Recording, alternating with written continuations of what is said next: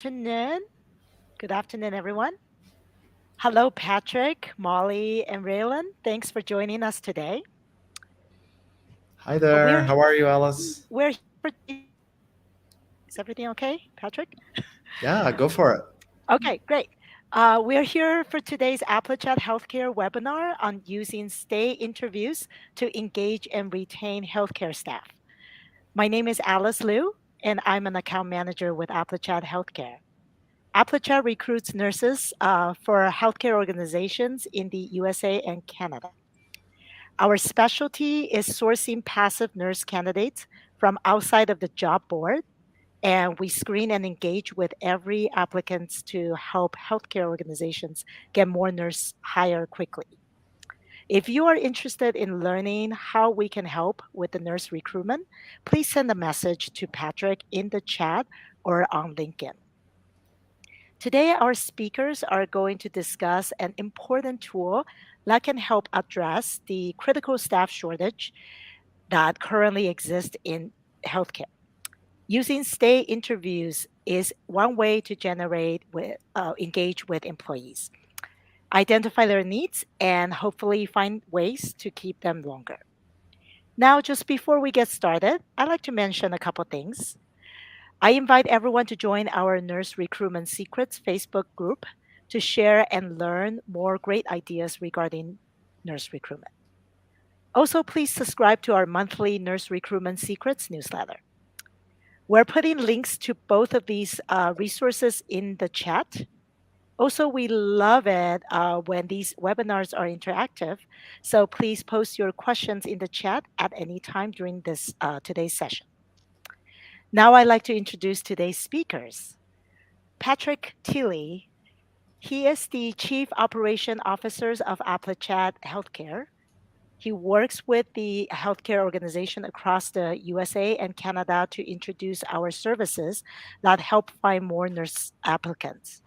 He has been with Applichat for over 2 years and previously worked in the Canadian criminal justice system for more than 25 years, including as a senior manager in a provincial justice department, and he has a Master of Public Administration degree. And we are joined today by two very special guests.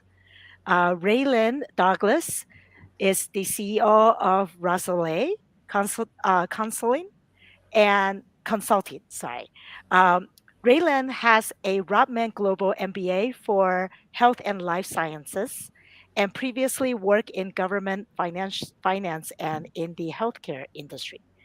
Now based in Guelph, Ontario, Canada, she works with the organization to help them retain employees and to more clearly seize the return on investment in people strategy. So, welcome, Raylan. Thank you. Yes. And we also have Molly Weaver. She is the founder of Sunflower Talent Strategies, which works with organizations to examine their current processes and recommend enhancement to better address their staffing needs. Molly has an MBA in human resources, and she launched Sunflower Talent Strategies recently after spending 13 years in talent acquisition with Children's Mercy Hospital in Kansas City, Missouri. Hello, Molly. Hi, good to see you. Yes, thank you for joining us. We are sharing everyone's LinkedIn contact info on the screen, so feel free to connect with them there. And thanks again, everyone, for joining us today. And now I'll turn it over to Patrick to start the discussion. Great. Thanks so much, Alice. Thank Thanks, you. thanks, Molly and Raylin, for joining us. This is great. Appreciate your interest in having a conversation with us. And I know there's a lot of interest in this. I'm seeing quite a few people coming into the rooms now to watch. So it's great that people are interested in this important topic. I want to mention that Raylin and I, we identify we have something in common in our background. We both worked in the government of Saskatchewan a number of years ago for a long time. Raylin in finance department and me in justice department. Of course, we never crossed paths, but interesting to find each other now when we're working in sort of a related industry, but far apart physically. So nice to have you, Raylin. And maybe I'll also mention we had a great webinar yesterday that Raylin hosted on the health human resource crisis. And if I get a chance here, I'll post that link in the chat as well, and people can go back and watch that. It's a 1-hour webinar where we had a really interesting discussion, again, hosted by Raylin. So thanks for doing that, and thanks to both of you. And Molly, this is your second time with us for our Applichat webinar. We appreciate you joining us again to bring your guidance and wisdom on this topic too. So this is great. So well, I have to say, Patrick, I met Raylin through the first chat, and we have become, I think, new fast friends. So that's awesome. I think that's what's so exciting about doing these kind of activities is you never know who you're going to meet or make a connection with that will. Yeah, that's great. Yes, I listened to the conversation on boomerang nurses because I thought that's such an important topic, and yes, we connected and have a lot of things in common. So and then that's how I met Raylin. So yes, thanks to it's all going full circle here. So this is great. Yeah, thanks again to you both. This is awesome. So this is an important topic. We know every healthcare organization is dealing, not just healthcare organizations, every organization really, but especially healthcare is dealing with challenges with retention of staff, recruitment. It's been such a difficult time. It was before the pandemic. It's only gotten much, much worse since the pandemic. And every organization needs to be looking for ways to both fill vacant positions, which is a really important part of the strategy. But the other important part of it is doing what you can to keep staff in place. So organizations that I talk to, and Raylin and Molly have told me the same thing, they're looking for tools. They're looking for ways to make sure that they can retain employees. And sometimes, we think about, well, do we need to increase salaries? Do we need to increase benefits? Yes, probably. All of those things are important, or possibly. But there's other important things as well. And certainly engaging with your employees, making them part of your organization, feel connected to the organization, valued and welcomed in that organization are really critical. So how do we do that? How do we understand if employees feel good about working in an organization? How do we assess where they're at and address any problems that might be brewing before they become big enough problem that they're tempted to run away to another organization? So one of the topics that has come up a number of times lately, and then more recently in our conversation, Molly and Raylin, is about using stay interviews or retention interviews, developing a formal process to really build a way of engaging with employees in your organization to make sure that they stay with you, and again, so that you can identify problems and address those problems in advance. So let's start talking about the easy questions. Maybe not easy, but the obvious question. First of all, let's talk about what are stay interviews and why are they important? Who wants to get started on that? I'll let you go, Raylin. And okay. Then we're both going to be very polite to one another, right. I can see. So what are stay interviews? And I think we just use that term generically because there's lots of different ways of referring to this. And, as you described it so eloquently, Patrick, it is having conversations with your staff so that you retain them. And it might be, informal or formal. But I think what we're saying is it's never been more important to have these conversations with your staff. And we'll show some data and some reports and research later on from Gallup and others that say, a lot of people leave their organization, no one even tried to stop them. So let's start having those conversations and maybe turn the organization to be more of a coaching culture. And I've said in some of my conversations recently that, if you approach these conversations with retention in mind, as opposed to performance management or discipline or any of those other things, you will ask different questions, you'll have different intentions, and you'll get different results. So maybe I'll just use that as an opening and then turn it over to Molly. Great. I couldn't agree with both of my fellow presenters today around the importance of, but I think sometimes the talent acquisition people will go, well, why do I need to care or know about this? But I always used to say, I'd rather not fill the job again. I'd rather we keep and grow the people we have. So I think talent acquisition folks can be advocates for these kind of processes to keep the people that they worked so hard to get there. Because I know there's nothing worse for a recruiter than they come in and get a new rec and it says replacing, and it's a name that they worked really hard to get into the organization. So I know that we need to think about this from a holistic perspective around what happens to people once we recruit them and hire them and get them in the front door, and then how do we make sure that we keep them engaged as they Yeah, go. and maybe just to pick up on your point there, it's not just talent acquisition, in my Right. view, that should be having these conversations, and we'll get to who should be having them. Right. But I think it's, it's not just up to HR to fix HR. It's up to everyone. And I think if you can be that kind of leader that makes eye contact, that's empathetic, that's communicative, you can retain the people on your team, and help the HR team who's constantly recruiting and having a high turnover rate. So we talk an awful lot about the return on investment and retaining your staff. Those are big dollars. So there's many reasons why these conversations are important, and they can be called different things. Stay interview, retention conversation, It's a framework, huddles. Yeah, a process, right? yeah, exactly. So I've shared this slide on the Great Resignation that Raylin put together for us. And maybe do you want to talk about this, Raylin? This goes back to why stay interviews are important, or why thinking about this in this way is important, right? With stay interviews as one of the tools. Yeah, and I included a link to a Gallup document there. Live link, we'll share it in the chat as well. It's also part of the blog that I send people to as well. So they refer to this as a $1 trillion preventable problem, which I think is amazing when you think how big is $1 trillion. And they're saying we can stop the trend of people leaving if we start having these conversations. So their research found that 52% of voluntarily exiting employees say their manager could have done something. I talked to a colleague last week who said his wife just resigned, and she put in her notice, and they said, okay, see ya. Here's your paperwork. Didn't even ask the question. Well, that woman might be wanting to come back 3 months from now. She might be a boomerang professional technologist who now has had a break and wants to come back. So I think we can stop the trend. The common refrain that we talk about is that people join organizations, but they leave their manager. So I would like to be a strong advocate that you can be an ingredient in your culture. It doesn't have to be dictated down from the CEO and adopted. If it's a toxic environment, you can do things for the people around you to help it be survivable, more civil, more communicative. So it does take some leadership development, some coaching, some communication, obviously.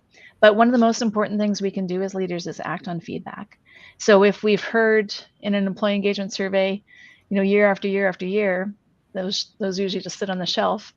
If we're hearing that some of these problems, it's time to act. And I like the idea that a stay interview can be immediate.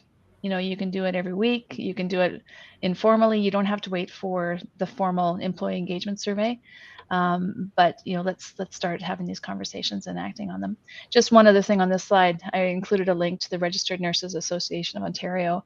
They had done a survey during the pandemic, and they have a lot of kind of high-level recommendations, talking about retention strategies, workforce planning, some of those things. But they mentioned specifically mentoring, mental health supports, childcare, succession planning are specific things that nurses are looking for. And you might hear that in some of your conversations with your teams, that there's something very specific that they're hoping that their organization would address. Yeah, that's great. So I did put both of those links to the nurses well-being survey from the Registered Nurses Association of Ontario. Put that in the chat, as well as the Gallup report. So thanks for those links. Molly, any thoughts about that? Anything else to add about why these conversations are so important? Well, it's amazing sometimes how simple their asks might be. I remember working with one particular unit in the hospital, and I was working with the leader. The leader did the stay interviews, and she's like, Molly, they just really want Coke, like free Coke in the break room. And I'm like, that's it? And I'm like, sometimes we think things are so difficult, and it's really the simple things. Like, I want a place to hang my coat, or I need a better locker, or this is broken. And I love the term, it's a rock in my shoe. And I used to talk to my team about, tell me what the rock is in your shoe. What is rubbing you wrong every time you take a step that we could potentially eliminate and get rid of those rocks in your shoes mentality. So I think sometimes we think it's always the big things. It's compensation or benefits or whatever. I Right. think a lot of times it's not that. It's the small thing. I need to be told thank you, or this is really hard for me, or I'm struggling with this and I need some different schedules for a short period of time. Those are all things a manager can influence on their own and doesn't need to be major policy changes. But I think it's being there, being empathetic and really ready. Right, and then we should know if you're operating that way, there shouldn't be any surprises, right? We'll know Right. if there's a problem. We'll know if someone's getting to someone. If communication, if they feel comfortable sharing that and talking to you, then you're going to know well in advance. So if there's a surprise, then chances are there's something perhaps that could have been done about it. Okay, that's really good. And maybe just one thing to partner onto that, Molly, great point. I think people who work in HR are more comfortable asking these questions, but we're saying it shouldn't just be HR. It should be every manager, every supervisor. And so maybe they're a little bit afraid to ask the question because they might get, oh my gosh, I'm dealing with some major problem at home, or, I'm so stressed out, I can't handle it. Maybe it's a mental health conversation. So I think, from your experience, you see, I just want, access to drinking water or a place to hang my coat or nowhere to put my purse, Sure. And so I think the more we have these conversations, we can realize that there are the small things that we could potentially address. And just one other thing, we say that, we ask these employee engagement surveys and they get put on the shelf. I would say they do more harm than good if you don't act on them. Right. Because we've asked you those questions, you've given us the answers, and we ignored it, but we're going to ask you again. So I think there's risk in not acting on those things. For sure. And we're going to talk about that as well in more detail. And back to your comment about people being afraid or not knowing how to deal with it. If we normalize these conversations and get people used to it, it's part of our daily process daily, and then maybe set time during the months and years, then it becomes a commonplace and people are comfortable. And let's face it, most people working on the front lines of whatever organization, if it's healthcare, working on the front lines in healthcare, staff management and supervision is the last thing on their mind when they entered into the field. So this is something that's usually been added on without much support or guidance, right? So we need to have the framework, which is why we're talking today, to help people understand how to proceed with that. So speaking of the people that are conducting the interviews, who should that be? Who are the best people to be conducting those interviews? Molly, do you want to start? I think it's whoever is the closest to the employee. So it could be a charge nurse, it could be their supervisor, it could be a skip level person. But I think it's whoever is closest and feels like they can listen to understand, not listen to defend. And that is one of the things I see in a lot of managers is they listen to defend, and they're ready with they're preparing their but I can't give you a raise.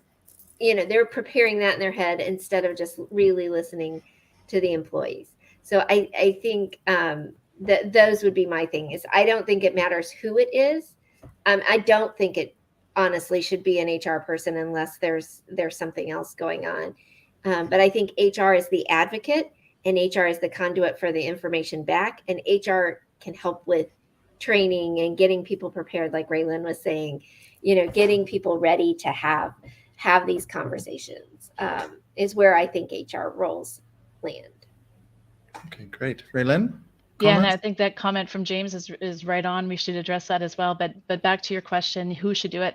I think everyone should be doing this right now. And maybe you don't call it a stay interview because that might sound contrived, but maybe it's a huddle, or maybe it's a checkpoint, or it's a pulse, trying to take the pulse of your team. And, we'll talk a little bit about how big your team is and whether you can get to everyone. I would say that this is probably one of the most important things you should be doing as a leader, particularly coming out of the pandemic and all the changing forces that people have been dealing with. It's a very humane thing to do. And I think when I look back on my career at finance and in healthcare and everything else, it was those leaders who I had a sort of a personal connection with, that I felt that they respected me, trusted me, empowered me to do my job. They allowed me to have a sense of purpose and a sense of, autonomy and trust, where I felt I could really thrive. If I had somebody who was a micromanager, or had the thumb over top of us, dictating everything we did, we didn't stay in those organizations. So I think it's time for us to think about our own leadership style, and to think about how we can be just a little bit more understanding, a little bit more empathetic. And it doesn't mean that you have to solve everyone's problems, right? Sometimes it's just being a set of ears to listen and to point them to resources, that should be available through your organization. So it really is a role for everyone, every leader in the organization, isn't it? And then, but maybe the formal process is structured in a way that we make sure the right people are listening into that in terms of the management. So can we talk a little bit about the timing? If we're going to have a formal process to make sure we're talking to our employees, what's the best sort of timing throughout, let's say, take a typical year? What would be the appropriate timing through the year? And then Molly, we can talk about the challenge that you discussed when we were chatting earlier about the workload challenges that this can bring on for management. When you first said timing, I was like, well, yesterday would have been great. Sure. So I think it's whenever you have the opportunity. So what I wouldn't want somebody to say is, oh, well, we can't start it till next January, or we can't start it till then. I think you start where you can, and you do as much as you can, because something is better than nothing in my book. And so even if you only reach 30 or 40% of your staff this year, you're still reaching more than zero. So I think timing is one of those things. And what we were talking about yesterday is, large spans of controls. In my former healthcare organization, some people had over 100 direct reports. And it's like, they would look at me and they were like, I can't do this. And I said, well, what can you do? Or when are you already meeting with them? Can you ask a couple of these questions when you're already talking to them? Can you do it like Raylin was saying, in a huddle, where you ask one question a week and just kind of get their pulse, or things like that? Are there other methodologies? So it doesn't have to be this formal sit down with everybody for 30 minutes chore, because I know our leaders, particularly our healthcare leaders, are overwhelmed right now, and they might say it's one more thing, and I can't do one more thing. Right. So finding a way to bundle it or put it with something else, I think would be just effective. But also getting them started and getting them ready to do it would be also important. Okay. Yeah. Great. Raylin, anything to add to that? That was a very empathetic response, thinking about the workload that everyone's facing. It's important. And it's a reality. And so there's a couple of things there. So when should we do it? I agree. Yesterday. It's never been more important to start having these conversations. If you've never done it, we'll talk a little bit about how you can transition into having those conversations. If Gallup is saying that over half of our employees would have stayed if somebody had just said, what's going on with you, or what can I do to make it better? That's got a huge return on the bottom line when we talk about retention. And also, for you as a manager, if you can keep your team in place, you're not backfilling. You're not going through a process of filling. Like, just think of the time consumed in replacing staff. It's a heavier burden on you as a leader. So I would advocate for, even if it's touching someone on the shoulder, showing some kindness, being a little bit more civil. We're talking about a whole range of things that you can do to be an active listener, to make eye contact, like James pointed out in his comment. So, I guess I would use the loosest form of the definition, or the loosest definition of the term stay interview, to just start having these conversations. And one other thing about span of control, I have a friend who's a nurse who has, I think, 80 people reporting to her. There's no way she could sit down and have a 30-minute conversation with them every week. But is there an opportunity, without, formally changing span of control, to say, okay, we've got natural teams here, maybe it's geographic, or, case, type of patient you're dealing with, where there's maybe someone who could step into a bit of a leadership role to say, okay, I'm going to touch base with everyone this week, and maybe delegate some of that coaching responsibility to members of your team, to say, I need to help people, but we need to reach out and touch everyone and make sure that they're doing okay. Yeah, it's a great idea to be open-minded about that, not assume it's one person in one role that has to do everything, right? And see if there's a way to. I like the idea of bringing in other team members, other natural leaders on the team to check in with their colleagues and bring that feedback back. Yeah. That's great. And Okay. encourage friendship at work. I know there's a lot of places that don't, but we can decrease loneliness, we can increase employee engagement if we encourage kindness and friendship Sure. amongst our teams. And sometimes that might be just bringing in some donuts or cake or something and having a little bit of social time. And Coca-Cola, apparently, according to Molly. Yeah, big one. Yeah. Great. So, okay, let's talk about the big question. So we've identified why it's so important to have these conversations. We know we need to build a bit of a structure or a plan, I guess, in order to make sure we do this in the right way. So, and we know who needs to do it. We're thinking about who needs to do it. So let's talk about the best way to approach this, and beyond just the informal conversations that are important throughout our day, but how can we effectively build this into our routine through a year, through an average year? Raylin, do you want to take this one?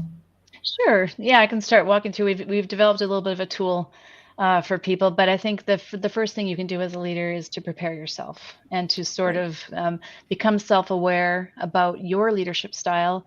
Have some humility going into this, because if you've never had these conversations with your team, they might look at you like you have two heads, or they might think that there's some ulterior motive. So I think you have to really think about this before you undertake it. And set your intentions and be authentic when you're having these conversations. The idea is to move to more of a coaching, mentoring kind of role, and not think that this is about performance management. Like, this isn't the time to say, Jim, you really messed up last week and we got to talk about that. This is, Jim, we need you here for the long term to build a career and to attract your friends and neighbors to come work here. What can I do to give you the tools and resources you need to succeed? So we can have lots of different questions that we would suggest, but it's up to you, I think, to sort of figure out what is the language you want to use, what's authentic for you, and how would you have these conversations. Keep in mind that your goal is a long-term relationship. Healthcare is pretty small, and you never know when you're going to run into those people again. So, I bump into people that I worked with decades ago, Yeah. and there's never a bad relationship. You might want to sort of make sure that, I guess what I'm trying to say is, any conversation you go into, if you think that this is a short-term gain, I'm going to win or lose, you get one result. But if you think I'm going to be with this person for the long term, I could be working with them 20 years from now, negotiating a contract. Think long term. That's amazing. That's something that you only learn over time, right, Raylin? I've noticed that too over the years, that, wow, I thought I'd never see that person again. And here we are in some completely different capacity. And you're relying on whatever relationship you had developed many, many, many years ago. So that is that's a good point to guide us. Well, and that's a little MBA, negotiation schooling right there. That negotiation is about relationships. It's not about winning or losing. It's about making the pie bigger and making sure that everyone comes out with a good outcome. Right. So I think, sort of preparing yourself for this, it's kind of like having a conversation, with a romantic partner, or about grief, or any of these things. Prepare yourself for silence. Prepare yourself for some resistance or skepticism. Like I said, if you've never done this before, this is new. It might be a little bit awkward. Mm-hmm. So say, like, this is new for me. I'm trying to learn. I want to be a better leader. I want to be a better coach. I might make some mistakes along the way, but I'm going to try it, and we're going to work together. We're going to learn this together. So just, seek out coaching or mentoring if you need it. There's lots of resources available. Toastmasters, I joined 2 years ago, has been a really effective tool for me, not only to improve my communication style, but how to give and receive feedback. It's one of the hidden secrets of Toastmasters that I never realized. And those clubs are available anywhere. So reach out if you need to find one. Good tip. I've got a laugh model that I'll go through, and Molly, feel free to jump in before we change the slide here. Yeah, Molly, anything to add to that before we jump into the framework? The only thing I think I said it before, but I don't think you can say it enough: listening for understanding, not listening to defend. I think that's one of the key things I would hope people would start with. they go through it. But I am so excited about this laugh model. That I think it's a great model, Raylan. Well, and it's, launch into it. yeah, so it's I've included a link to a blog on my website that was sort of informed by this Gallup $1 trillion preventable problem, and there's a link to that article in there. But if you don't mind sharing the Yeah, we'll put that link in the chat as well. And as we move into the framework, I'll just remind folks, thanks for all the comments so far. This is great. I've been sharing them on the screen, some of the comments that come up. If you do have specific questions about the stay interview process, who should do it, when to do it, how to do it, post those in the chat. And if we have questions, we'll try and have Molly and Raylan get to those during the conversation. So yeah, we'll share this great model that Raylan, that you've developed and are generously sharing with us. So I'll let you take it away again. Well, anyone who knows me knows I like to build capability and share resources. And, this is something I hope everyone uses and has some laughter at work. There's sort of a double meaning to this. So we've included it as a link to an article, a blog article. But if somebody wants to have this slide, I can send it to you or take a screenshot of the webinar right here, because this is such an important thing to do. And I threw it together. I hope it's helpful. So the L in the laugh is listening, obviously active listening without judgment, being present, witnessing what's going on. I would suggest that CEOs or senior leaders go on a listening tour, to get the voice of the employee and to approach everything with a curiosity mindset, because that does, as Molly said, it's not to sort of, criticize or, defend. It's to really be curious about what's going on out there. The A is for acknowledge. So really, these feelings are real. Make it obvious that you care, that you're offering empathy. Again, don't have any expectations on yourself that you're going to solve the problems that people present to you. Your role is to support and to share resources and to be there, and acknowledge the feelings that they've got. The U is to understand. Seek to understand. Don't assume. Ask lots of questions. Be curious. Take some time to reflect on the conversation and what people are telling you. We could talk a whole hour about bias and diversity, equity, inclusion conversations. So remember your privilege. Remember that leadership is a privilege, and you've got some status in this conversation. So do what you can to sort of check that at the door. And job shadow, follow people along, try to learn what they're going through every day. You might not realize that that person had a 2-hour commute before they got to work that day. So really just try to understand what people are going through. G is for genuine. I think somebody might have mentioned that in the comments. If this is your first time, say so. Just be vulnerable. Brene Brown would coach you on all sorts of things there. Be honest. What are your intentions going into this? Again, it's not about performance management. It's about your long-term relationship. So share that. And if it's not about that, then maybe you're not quite ready to have that conversation. But be patient and persistent. These are long-term solutions. You're not going to fix it overnight. And you might make some mistakes, as I mentioned. Try to make it frequent, intentional, informal. But again, focus on being genuine. And H is for hope. I love the word hope. I think my friend Suzanne is on here. We have this conversation about hope all the time. But I think if you're not hopeful, then you're pretty despondent. So I think we need to, as leaders, be arbiters of hope, that things are going to turn around, that we're part of a solution, that we're co-designing things together. This can help people build purpose in their organization. For example, I was in finance for many, many years. After my MBA, I shifted into the HR space because I see that this is so important. So I don't have a formal HR designation, but this has given me so much greater purpose and drive to get out of bed every morning. So you never know what's going to inspire people. That's inspiring. Thank you. Yeah. Learn what matters to your team. It's very individual. Each person's going to have their own perspective. Be open to them sharing their whole self. They might talk about their family. They might talk about their dreams and hopes. And, I had a friend recently tell me that when she shared with her senior leader that she wanted to do her MBA, that leader laughed at her. And guess what? She's no longer working at that organization. So really be careful in how you respond. Remember, this is about offering opportunity, creating hope, creating an environment where people love to work. So don't assume anything, and work with your great performers to co-design, your workforce of the future. And then I put the whole thing together, laugh. I said to one of my leaders a few years ago, there's no laughter in this organization. No one's having fun. It's very serious. And she looked at me like, well, this isn't a place to have fun. Yes, it is. You got to have some humor, levity. Healthcare workers are going through a really, really tough time. So do what you can to lighten the mood, smile, make your team feel good, even for a moment. Share something positive, and it might be, feedback from a patient. As I mentioned, encourage friendships, kindness. Come on, we spend too much time at work to not feel like we have a sense of community with the people we're working with.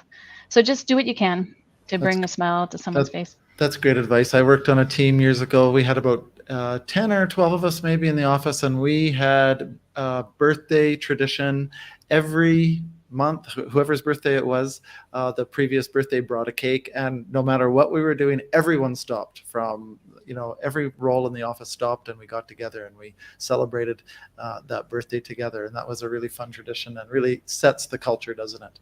It does. Like I said, you're an ingredient in the culture. You don't have to have it dictated from above. And I hope that people use that framework. And today, start listening, train yourself to be the kind of leader that you wish you had. Yeah. And just talk to people. I'm sharing Suzanne's comment. You mentioned Suzanne. She says, I believe that healthcare leaders that have been managing and leading for years need to learn new behaviors. We can't just tell them to be better.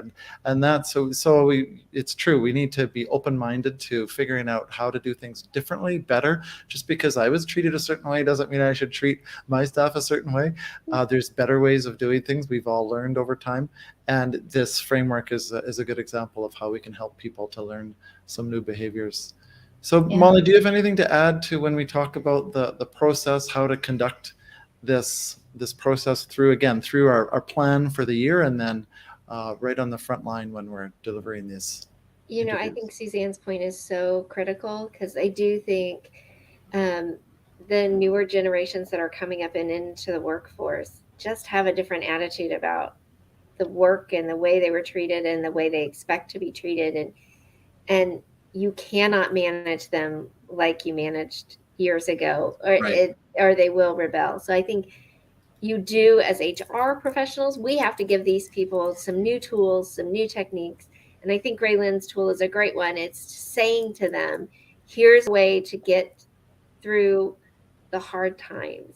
Because if you don't find a way to find the humor in the day, or to be able to laugh at yourself. I was on a team once where we had a Charlie Brown Award for somebody who made the funniest or the error of the week, because it was always like Lucy, pulling the football out from him, and we would award it every week.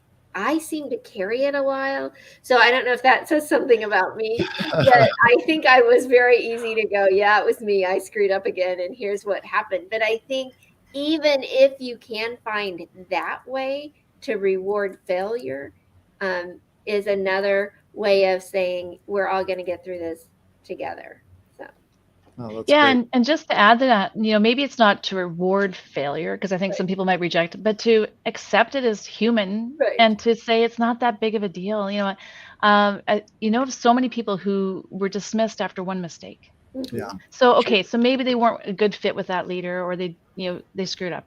Is there somewhere else in the organization they can work? Right? Like, these are human individuals. You hired them because they had potential and they met all the criteria. So don't just throw them away after one mistake, right? Let's figure out a way to make making mistakes human and real, and to accept it and endorse it. I don't know what the word is I'm looking for, but to not make it that big of a deal. Right. And to say, you are valuable, and I see you, I hear you, and we're going to work together. And that's a human way to approach it. But even from a purely practical point, Matt, you can't afford to lose that person unless you really have no choice. They really just won't fit in your organization. So you need to do what you can to bring them along and to help grow and fit into your organization.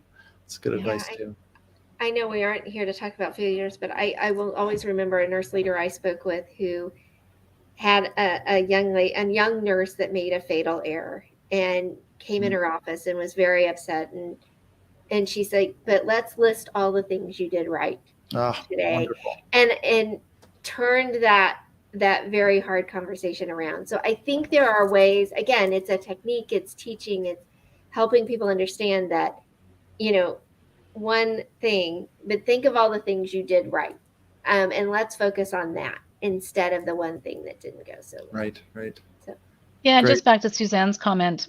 Oh, Suzanne's And got another she's one. got another one. But just to follow up on that, she's right. We do need to coach people how to do this. It's not easy for some, and that's why I offered this simple framework, this laugh framework, because you can start with that, right? And you can practice, and you can, train yourself to be a better listener, a better leader. And I'll remind that I did share the link to your blog, Raylin, in the chat a few minutes ago, if people scroll up.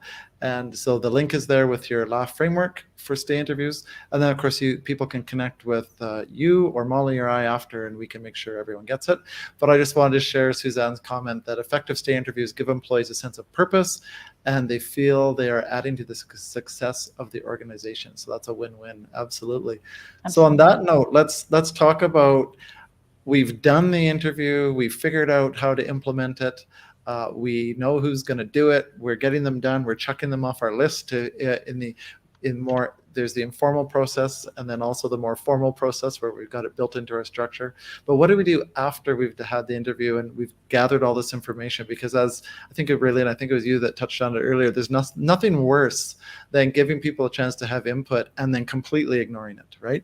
If you want to engage your employees, the best way to disengage them is to completely ignore their input and have them feel like you, first of all, ignored it, and second of all, weren't interested, because guess what? They might not be around for the next stay interview if that's the case.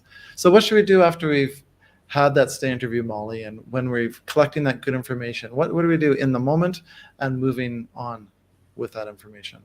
Well, I think the first thing I would say is something.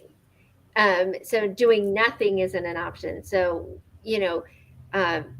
first thing is solve the things you can. Solve the things that you can do on your own local level that will make a difference for one employee or 10. It doesn't matter, because you may fix it for what you think is for one, but there are 10 other people that want a Coke too, for example, that will be just as excited as the one that actually brought it to your attention. So I would say do something.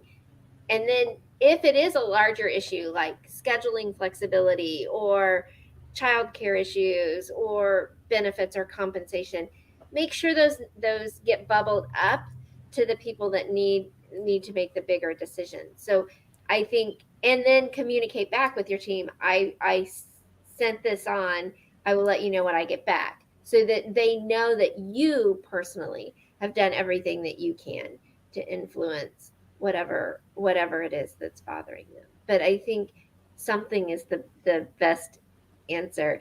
And Raylin, I just looked down because I wrote it down yesterday.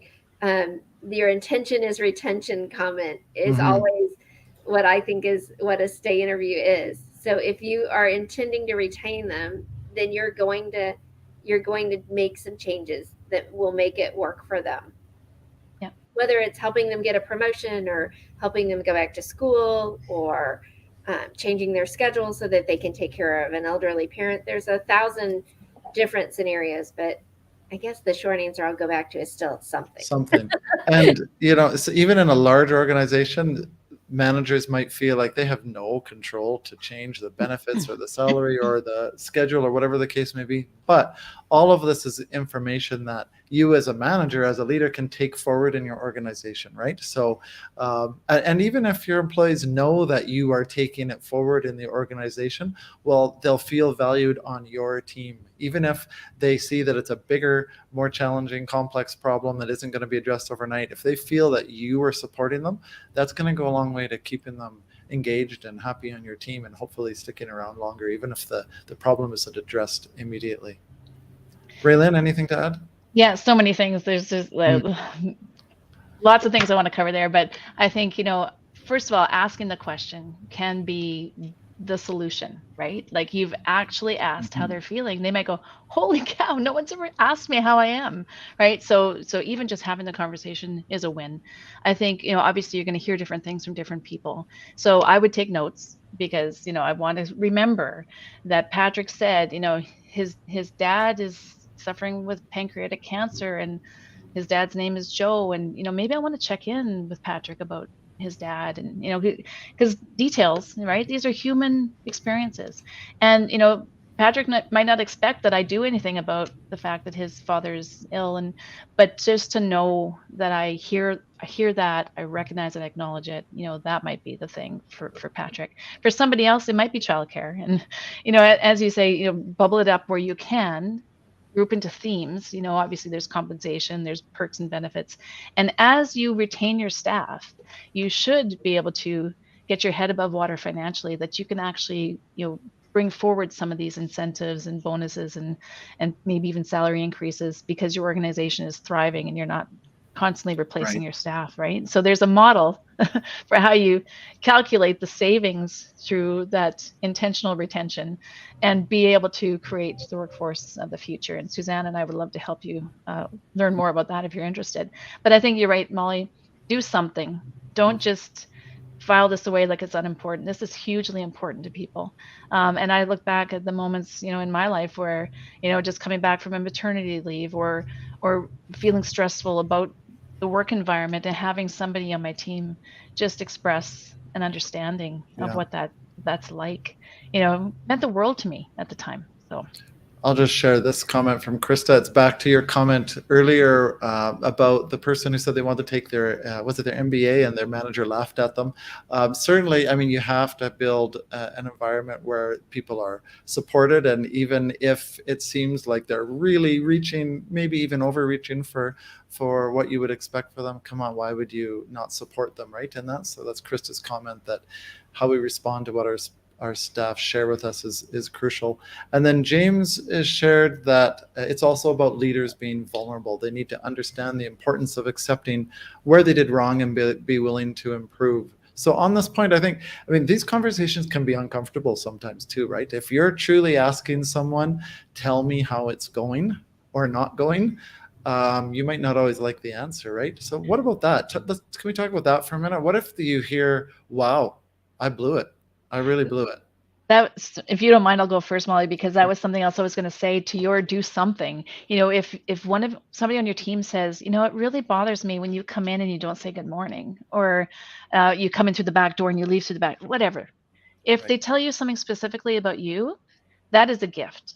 That is feedback. That's not criticism. That's an opportunity for you to grow as a leader and to say, oh, I didn't realize I wasn't I'm busy. I'm tired until I have my second cup of coffee. I'm not going to talk to anyone. Yeah. Okay. As a leader, I have to make eye contact. How hard is that? Right. So I think if they tell you something about you, try to fix that if you can. Don't defend it, but think about it. And if they tell you something too big that obviously you can't address, tell them at least that you've heard, and it's going to go forward to the organization to have a conversation. But yeah, I think, just prepare yourself for these conversations. And that's why I suggest Toastmasters, because as I give and receive feedback every week, I realize there's a way to do it that's kind, compassionate, offering an opportunity to grow without breaking someone's spirit. And I think we often don't do that. We do it once a year, and it's awkward and it's uncomfortable. So just practice and know that it's going to take some time. Great advice. Molly, anything to add? No, I think Raylan covered it all. But Raylan, going back to your point of sometimes it's just simply asking the question. I had a young lady come in my office one day from another team, and I just asked her how she was doing. She'd been married like 6 months. And I said, so how's newlywed life treating you? And I just did it as kind of an offhand conversation. She later told people on my staff that her leader had never asked her a question like that, and she was taken off guard and couldn't believe that I at least knew that she'd been married and knew. And I was like, wow, it just shows that sometimes you just have to be that empathetic, or just know what people are up to and what's going on in their world. And it can be as simple as asking a simple 2-minute question. Yeah. Right. Just on that point, somebody shared with me once that a woman had on her computer or on her bulletin board a Post-it note that one of her senior leaders, perhaps even the CEO, had written to her. And she carried that with her throughout her career, because that was the best thing. Similarly, Andrea Nui, former CEO of PepsiCo, talked about how her senior leadership team had written back to her parents in India to talk about how wonderful she was at work, and that meant the world to her because her parents could see that she was, thriving and succeeding in this international global organization. She went on to become CEO. So you just never know. The moments that you create for people can mean the world of a difference for them. I didn't see Suzanne's comment that you put up. Let me go back to Suzanne's comment. Sure. She said, I love Raylin's input on hearing something as a gift. Leaders cannot respond internally or even externally that this employee is high maintenance. So don't dismiss them. Don't dismiss their needs, their concerns. Whatever they're feeling is valid, and we need to treat them in a respectful way, right? And then so many good things here. But also to give people the benefit of the doubt. Like somebody might be labeled high maintenance in this crazy environment that we're working in, and you hear people complaining at the nurse's station. Okay, ask them what's going on, and maybe it's their supervisor that's being uncivil, but maybe his supervisor, right? So there's layers to this that we can address, and maybe there are some bad apples that need to be coached or redirected. But for the most part, I think we just need to give people the benefit of the doubt and recognize that they can learn new things. They can become better leaders if we coach them and if we give them some guidance. So for sure. That's great. And maybe one comment here from Krista that kind of wraps up all of what you said today. Checking in on your people is so important, from management, from colleagues, from team leads, and genuinely caring where people are at. So you're setting up a framework, but it doesn't need to be like just a checklist, right? It's about the leadership what style. I'm hearing from all of you is it's a leadership style, it's your personality, your approach to dealing with people. Being real leaders, not disciplinarians. Well, and at the end of the day, like if somebody, they say on your eulogy or your funeral, somebody at the end of your career said to your kids, oh my gosh, your mom was the best person to work for because she did X, Y, Z. She asked me about my wedding. It's going to be those small little things that when I look back on my career, I remember, Russ Moore did that. I could name all my favorite leaders because they were amazing. And it was the small little things that they Shout out to Russ Moore. Yeah, exactly. If he's not watching, Ken Horstman, he'll see the recording. Okay, great. Well, this is good. We've had a really good discussion. We're almost at the end of our time, but I'll leave it. If you have anything else, either of you, to add that you didn't say earlier about any of this around stay interviews, feel free. I think I would just say start now. Right. And it doesn't matter how good or bad you are at it, you're at least making the attempt. And to engage your leadership outside of HR, and not make it an HR project. Somehow make it part of their work and their work. I know I led a retention committee, and this was one of the things we started to ask leaders to do.